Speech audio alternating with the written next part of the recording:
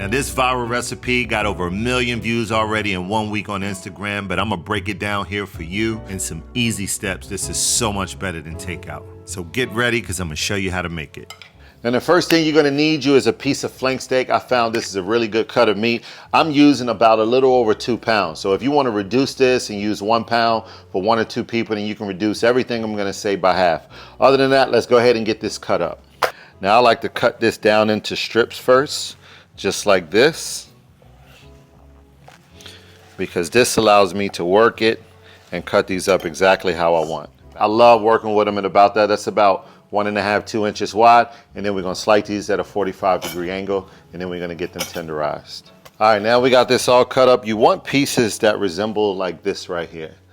It's a nice size for your beef and broccoli, or you can use it for any other kind of Asian cuisine, but I like about that size right there. It does not require a lot of time, but you do not want to skip this next part. Is we want to take all that meat and we just want to drop this inside of your bowl, because we are going to marinate this so we can velvetize and make this nice and tender. Now you only need 5 ingredients to marinate this, and we're going to just throw them right in. So the first one, of course, is I'm using cornstarch. That's essential. Second one, you want a little baking soda. That's going to make it very tender. Then you got you some Shaoxing wine, or you can use rice wine, a little soy sauce, and finally a little bit of grapeseed oil or something similar, but I like grapeseed oil. Now you want to mix this all around and get this, work this into the meat just for a couple seconds, not too long. There you go. You want it to have a nice little pasty look like that, and we let that sit in there. All right, now we want to wrap this up. We want to let this sit in the refrigerator for about 20 minutes. And there you go. You let this sit in the fridge for about 20 minutes. A couple more minutes won't hurt. Let's say a half an hour. Then we're going to come back and we're going to get this cooked up. All right, so now we're ready to get to cooking. I have a pot of boiling water here, and this is going to be for the broccoli. I have also taken out, of course, the meat that was marinating in the refrigerator, and we're going to get to that in a minute. But what you want to do is get a pot of boiling water. Very simple. Take the broccoli, and you want to get this in this water for about a minute or two, and then take it right on out. So we got that boiling for about a minute or two, and now what we do is I have a little unit of ice here, and I just put the broccoli inside the ice. We don't want no overcooked broccoli, because eventually we're going to put the broccoli right back inside, and then we will drain that and just set that broccoli to the side.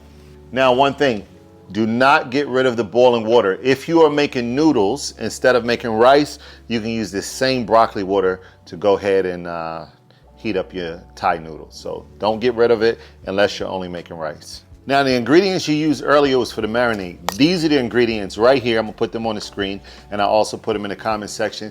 This is for the actual sauce for the beef and broccoli, right? You only got 8 ingredients, and it is all you need to get the ultimate flavor. And literally just combine them in this bowl here. You got a little soy sauce, you got some Shaoxing wine,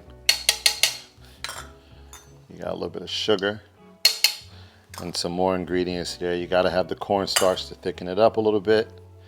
You got that pepper, and you got that beef stock, which is very important as well. And then you just mix that up in the bowl really good, and set this to the side once you combine all these ingredients, because now what we're going to do is get to the actual protein.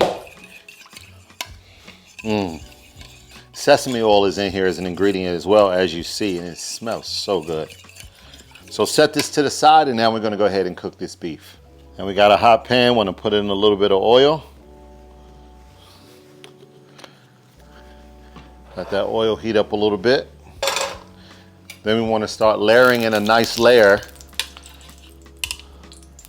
of that marinated beef.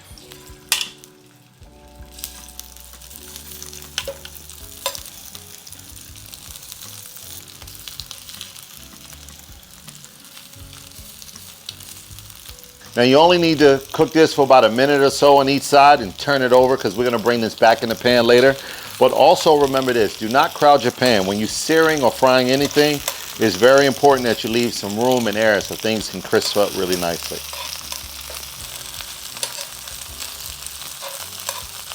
All right, now we let this first batch cook for a little bit.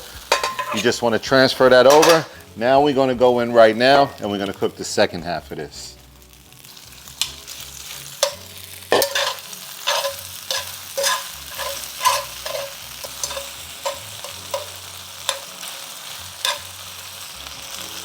All right, now that we got that second pan out, now we take this and do the same thing. Transfer that to the pan as well. Now to the same pan or wok, whatever you're using, add a touch more oil. And now we're gonna combine this beef and the broccoli together with all the sauce and really bring this together. Now we're gonna take this beef, now that the broccoli is completely warmed through, and drip that beef right in there. Look at that. Once you get that broccoli and that beef mixed in, and you've tumbled it together, now we wanna go to the sauce. And you only need to mix this sauce in for about 1 or 2 minutes. Look at this. There you go. And I can assure you, the smell of this is unbelievable. So good. You got that nice fresh smell from the broccoli. The meat is marinated. It's gonna be nice, soft and tender. You got all of the fragrance from the fresh garlic. You can smell the sesame oil. I mean, it don't get no better than this. Ready? Now you got to decide whether you want to put this on some noodles or some rice. I'm going to show you how to plate it and do it on both. Now I got some noodles cooking back here. I boiled them up and I'm going to add a little gochujang to the pot and I'll show you how to do that. And it just adds a little flavor to the noodles. All right, now I got my noodles. I'm using Thai noodles. I got them cooked, boiled for about 4 to 6 minutes. I done drained them out. I rinsed them off in cold water. Now I'm going to infuse a little flavor into them. If you don't want to do that, you can actually just put your meal together now, but I like to add a little bit of gochujang paste, a little pepper paste, and turn them noodles a nice red color. A little bit of olive oil in the pan, using that same wok.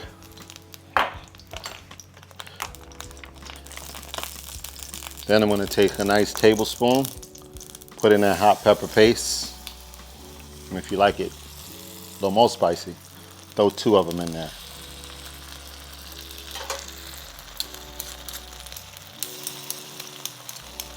Now I'll take a little bit of them noodles, drop some noodles right in there. There we go.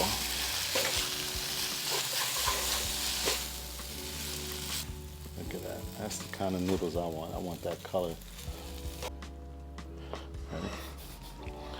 Now we're gonna do this. Back up some. And get this in here like this. There we go. Now we're gonna plate this up. You can eat this straight out like this if you don't want carbs, but I'm also gonna make a plate with some rice and of course with the spicy noodles.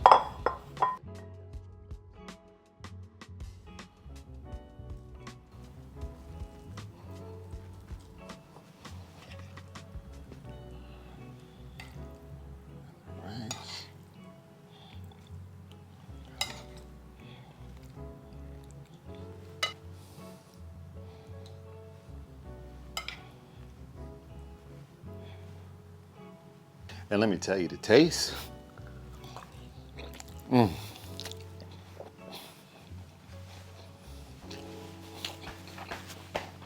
It's good.